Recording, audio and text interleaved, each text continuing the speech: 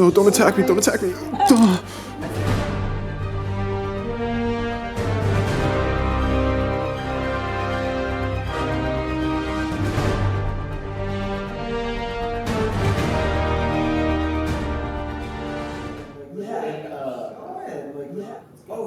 Hey, I didn't see this. Welcome to the new showing of Black Adam. I'm Dwayne The Rock Johnson. I'd like to thank you for coming. Hey, Spidey. I think it's on. Oh, hello, children. Are you excited for today's shoot? No, I'm really excited. It's gonna be a good time. Yay! And what are we shooting? Brian. Me? Darker? Okay. I just want to make sure because I could always add, but I can't take away. Yeah, let's go a little darker. Okay. Sweet. Ed, What's up, buddy? you hyped? Yes, very much so. His ass is stressing. So, we had been working on a series to adapt scenes that we love for quite some time.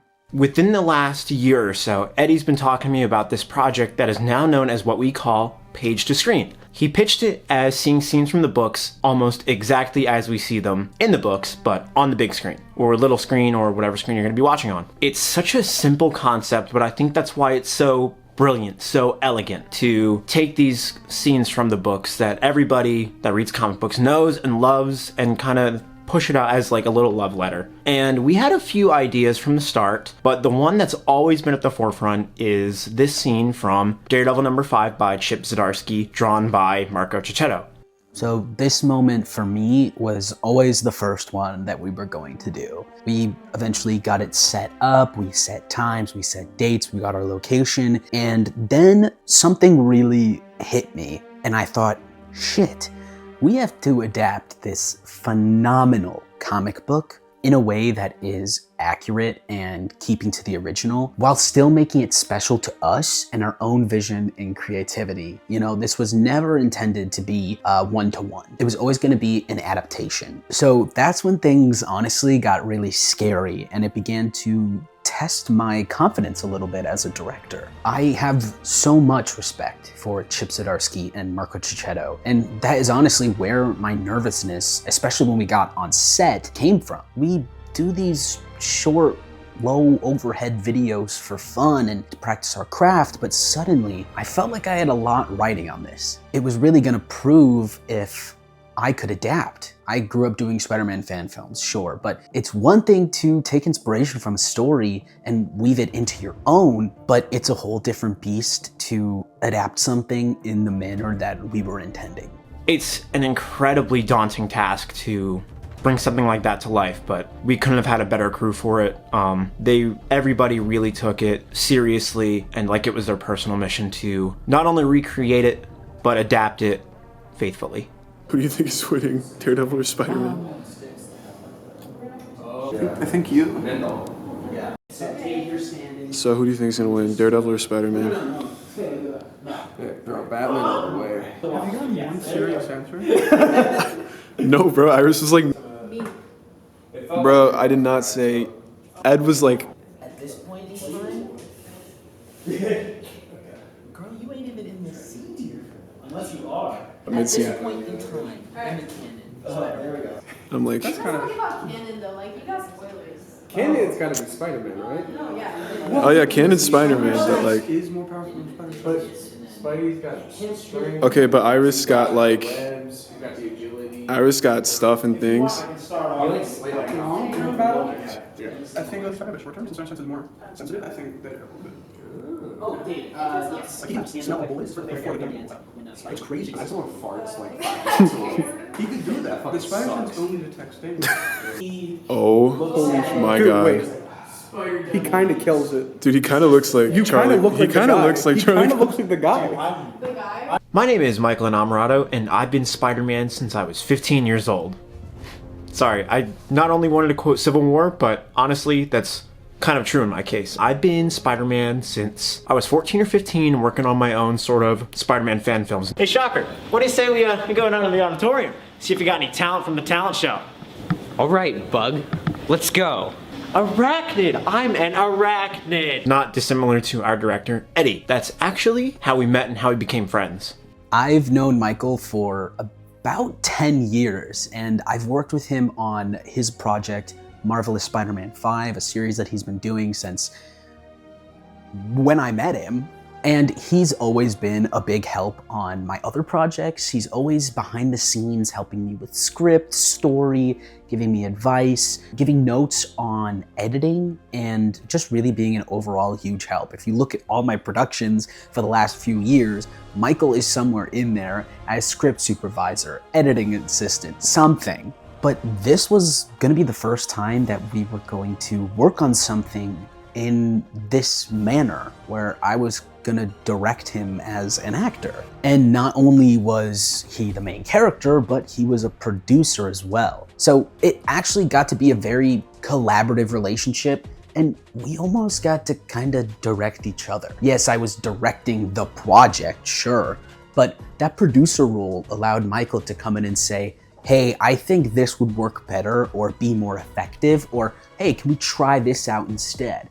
And he honestly developed the storyboards. I give notes, yada, yada, yada, but he was the one who initially brought those to life. The question that I had in my head, obviously, was who was going to play Spider-Man? He asked me to be Spider-Man, and when he did that, honestly, I threw my phone across the room. I'm so honored to do it, and honestly, I was terrified, even though I'd been doing this for about 10 plus years now, because this Spider-Man, he's not my Spider-Man, he's not my adaptation. This is the real guy. This is the Holy Grail, 616 Spider-Man. And that task is so tall that the shadow casts over me and I can see it for miles. How do you play that character the same, but different? And that was honestly something I was struggling with up until the day we shot, up until we were on set. Really funny story though is on the same day of the shoot, just a few hours before, me, Ed, Brian, and George went to a Marvel Rivals signing, and there was one line that was longer than all the rest. Josh Keaton. You guys know who he is? Iron Man. No, he was the Spectacular Spider-Man for 2 seasons.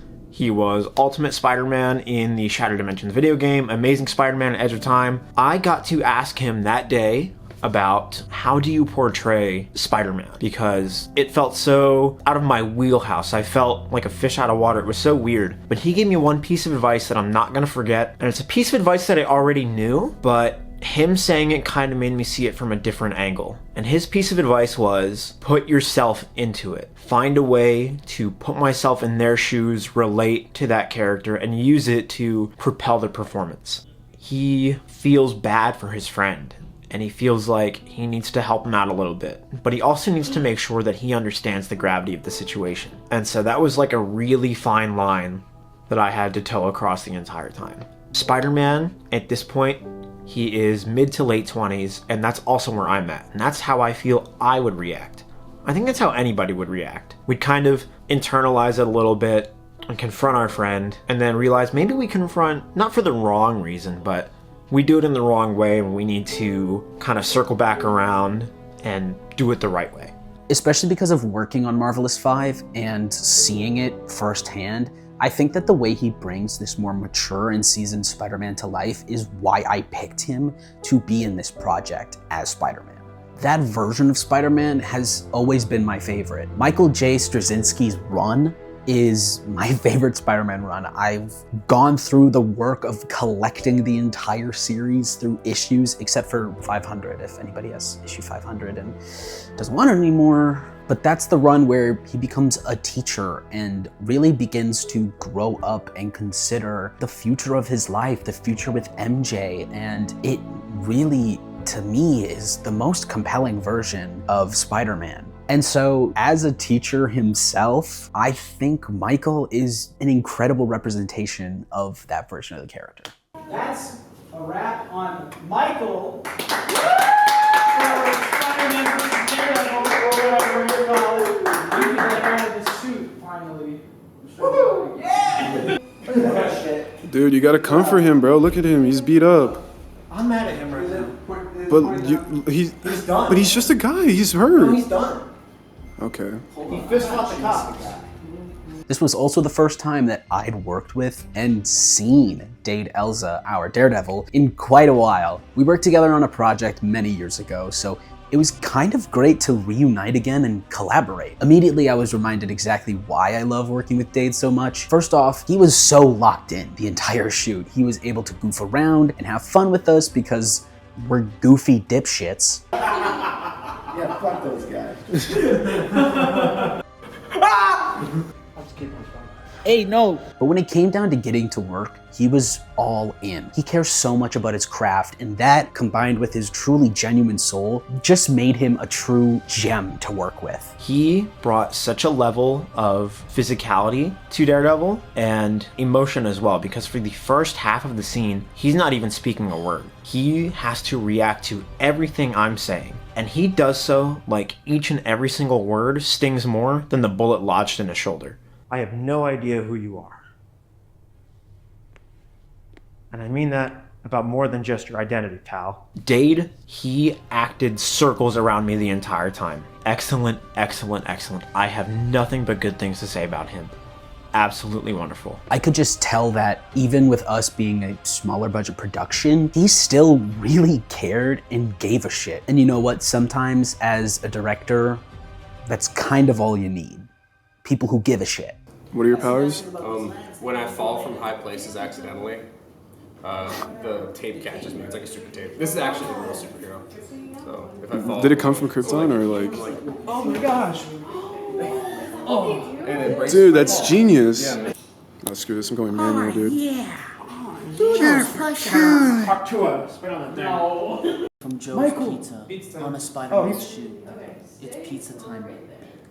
This would be the same when he said. Dude, pizza time. Pizza time. Holy shit. Spider-Man! It's Spider-Man. Oh My mask is a little off, but I think this is about as good as we're gonna get. What do you think, George? I like it. How we looking? We looking good? You're looking great. Emote. It's Fortnite emote. Emote.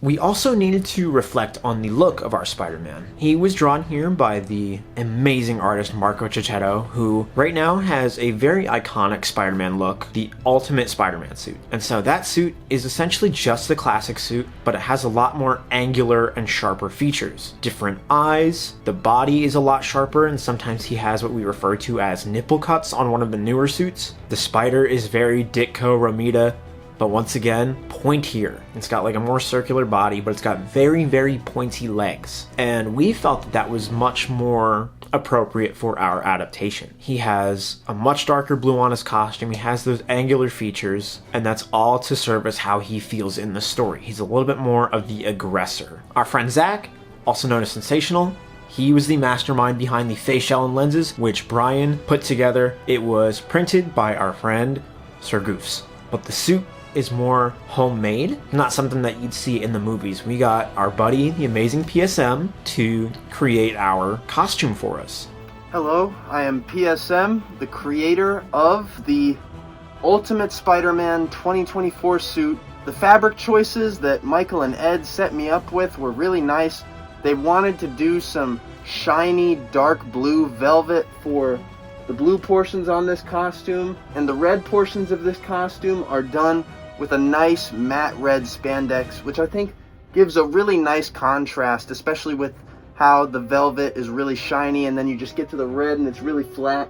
It really helps the webs pop out on the red section, along with the spider logo here. Of course, this costume is heavily based on Marco Checchetto's iteration of the Spider-Man costume, specifically his work on the Ultimate Spider-Man Revival series, or the Ultimate Spider-Man 2024 series, whatever you'd like to call it. There's a few changes that we've implemented to this design.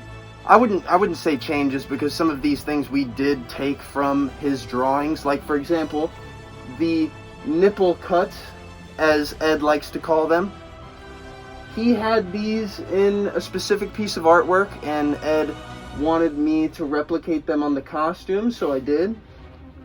And we also changed up the back logo, which I'm personally really happy about, because I think that the back logo the original comic uses is a little chunky and a little unappealing. So it's really nice that we went with a back logo that I think just looks much better, and it's not too different from the original, so unless you're an eagle-eyed Spider-Man fan, you might not even notice. There is a different version of the shirt, which doesn't have the nipple cuts. It also has a slightly edited version of the front logo, and I also think it has a wider midsection on the red portion. And don't worry, the back logo is exactly the same as it is on this one. I would also like to credit my good friend Eggsomnia on Instagram, who helped me out with the pattern for this mask. He gave me his own design so that I could use it in future work, and the only catch was that I had to promise to credit him every time I used it. So thank you so much to Egg. He is a costume making genius, and in fact, you should go check him out too. Cinematically, it's gorgeous. It's very pinkish red. It's a velvety blue. It's really hard to kind of stretch in, but I think that rigidity kind of helps with this scene. Thank you so much to Ed and Michael for calling me in to work on your project. I sincerely appreciate it, and I can't wait to see what these guys cook up in the film department. Later. Everybody here is so unprofessional. What were you gonna say, bro? No, say it to my face. I actually wasn't saying anything. Y'all saw. From what I saw, it looked cool. Bruh. They cooked?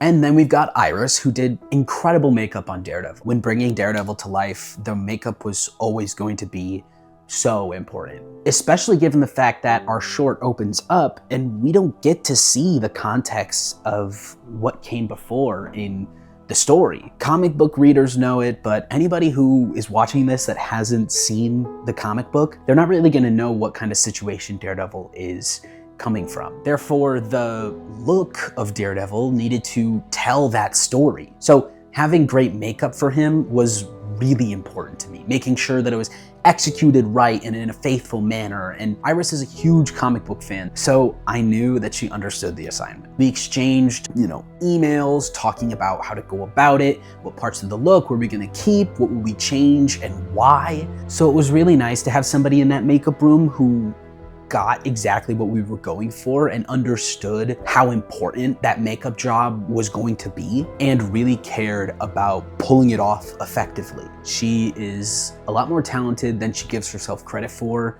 and that much is clear through how we pulled off Daredevil's look. This makeup's crazy. Yeah. Yes, awesome. She crushed it. Yeah, she crushed it. The cut marks are wild. Did you do those by hand or is that like a piece of? I used a bobby pin. Oh. I said same thing. I was like, that. I never would have thought. That's really good. Yeah. She. What can I say? I'm a genius. Iris, thank you for your wonderful makeup job on Dade. It seriously looked like he was shot, beaten, and hit by multiple trucks. It was awesome. It was unbelievable. Guys, that's Spider-Man, dude. Oh, Paco. Whoa. I love you. Whoa. Spooderman. Hey, Spooderman. Hey, Diva. How did first round of shoots go? I flubbed like all my lines, dude. Okay, but can you lie and just pretend like you're feeling really awesome about it? It's really good. 3, 2, 1. How'd you feel about first round of shoots? So I forgot most of my lines, but everybody Oh my else picked up for me. freaking Hey, I was positive.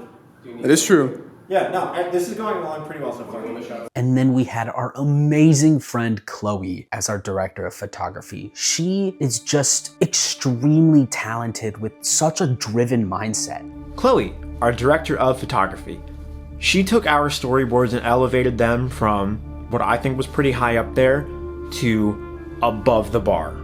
Seriously, incredible work. She's so creative, and honestly, there's a good handful of shots that never made it into the cut because simply they just didn't work with the flow of the other shots around it, but they are genuinely, truly some of the best shots that we got on that shoot, which, I mean, that's wild, and it's just a testament to how talented she is. There honestly wasn't a shot that she captured that I didn't like. A lot of visual improvisation that I think really made a lot more thematic sense than some of the storyboards we had, and for that, I'm incredibly thankful.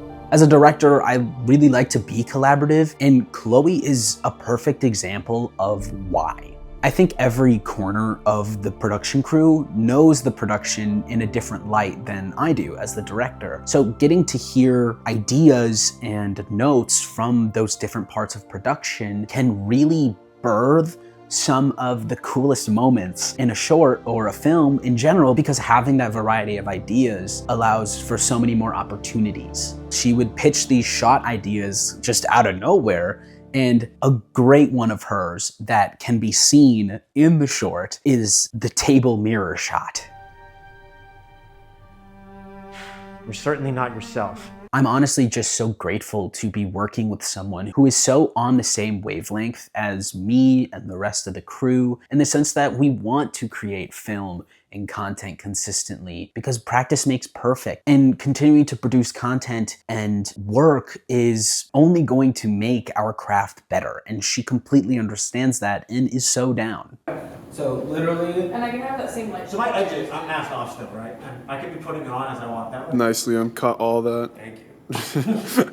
And then we've got Liam, who honestly is such a light on set. He's helpful in so many different ways. He honestly just wants to use his hands wherever he can and be of service to whatever part of the production needs it when he's not talent. But even when he is talent, like when we shot Mechazoic 2 years ago, his desire to help just doesn't end. I remember on our second and final day of shooting, we wrapped him pretty early because we did his scenes all at the beginning of that second and final day. So when I went up to him and I told him like, hey man, you can go back to your hotel, chill out, just relax, you know, you had a long morning. He was like, dog, no, like, I'm gonna just stick around. Let me know where I can help out. He also paid for his plane ticket to the shoot. I offered to pay for this guy's travel, and he was like, nah, I want to come out, I'm gonna do it.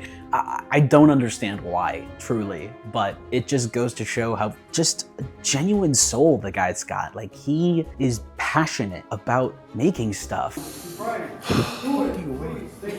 Dude. Thank you. I have nothing but respect for him. Truly one of the most gracious human beings that I've ever met. There's not okay. Hell yeah. Took your time with the shot. Hit an emote for me.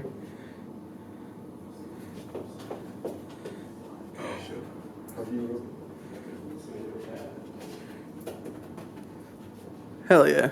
Hi, Michael.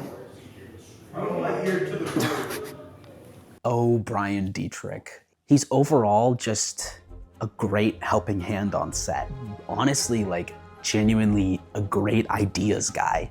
He is constantly coming up with concepts and ideas that are just really creative in concept. He also helped a lot with costuming through his cosplay work by helping assemble the face shell and lenses for the Spider-Man suit, and he even worked sound before I stole it from him. He's an incredible help on set, even when he's fucking around. I was trying to get a cool shot of the crew, and now you're pissing me off. You're completely obscured right now, so right now it's just like glass reflection.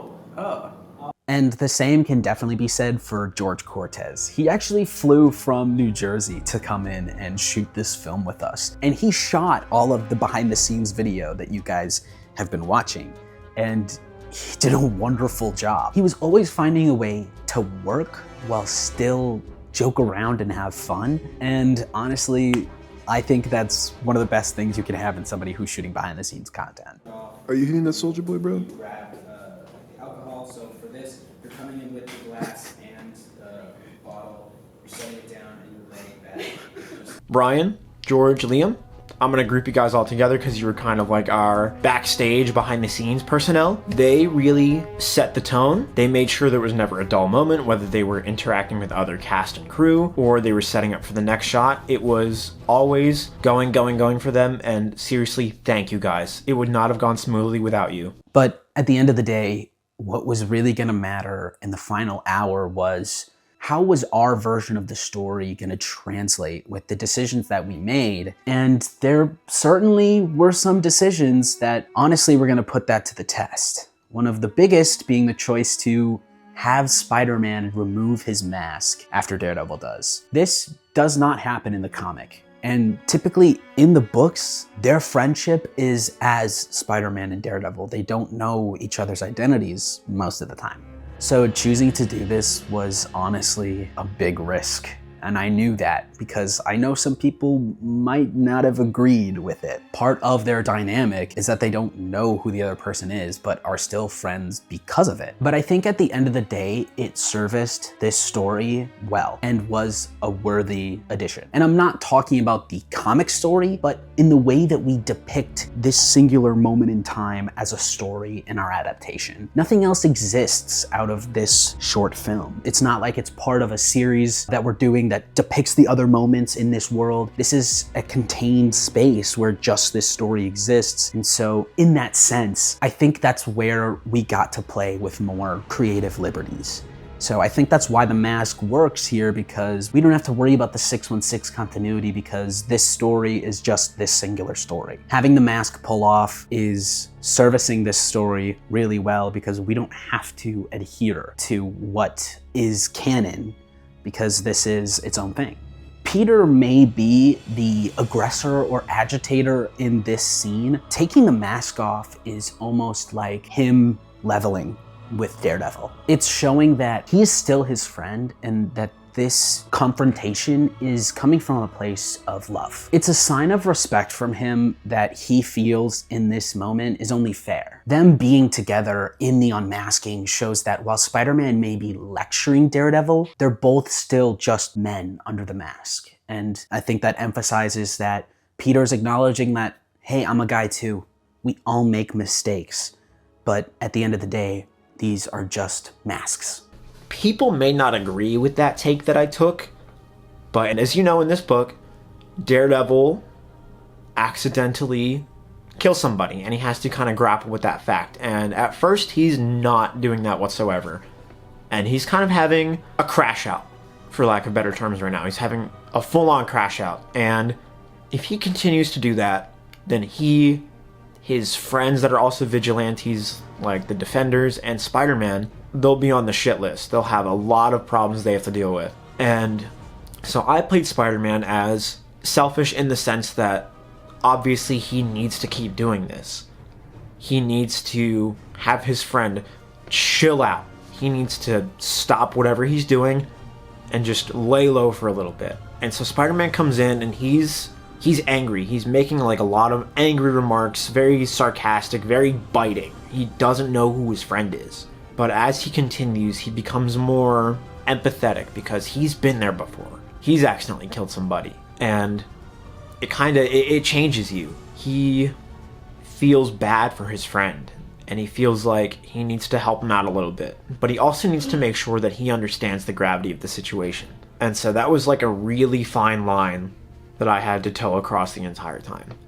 So what I did was I used that in a way to make this Spider-Man feel selfish in his selflessness. So all in all, tackling this project was really daunting and scary, but I am so unbelievably thankful for the crew that I was given for this project. The people who came together to make it possible are the only reason that it came out. I couldn't have done any of this by myself. And honestly, I'm just so happy. It's people like that that you want to be friends with in this industry. People who care more about making good content than I couldn't ask for a better group of people to be surrounded by. So making the short was a gift. It was truly awesome. And I'm really excited to make more. As much as I'm trying to stray away from fan content, I still love doing these short little adaptations because it's so low overhead and I don't have to spend a lot of money to do them. And that makes me so excited at the potential of what can come in the future, especially with people like this at my side. So thank you guys for watching this little behind the scenes documentary. I hope you enjoyed it. I hope it feels worth your cash. If it doesn't, sorry. Stick around the Patreon. More stuff like this is gonna come. We have so many projects in the works right now. We've got a vigilante Deku scene recreation. We've got a romantic short film starring Natalie Tran. We've got a fantasy short film coming soon called Once Upon a Reply that's being put into production, and the Sonic the Hedgehog charity animation for Child's Play, which I'm really excited about that one. I cannot wait to raise money for such a good cause, and I really hope you guys stick around to help make that possible. So you can see all the behind the scenes for those things. Thank you so much for checking out this little docu-short, and I hope to see you guys in the next one.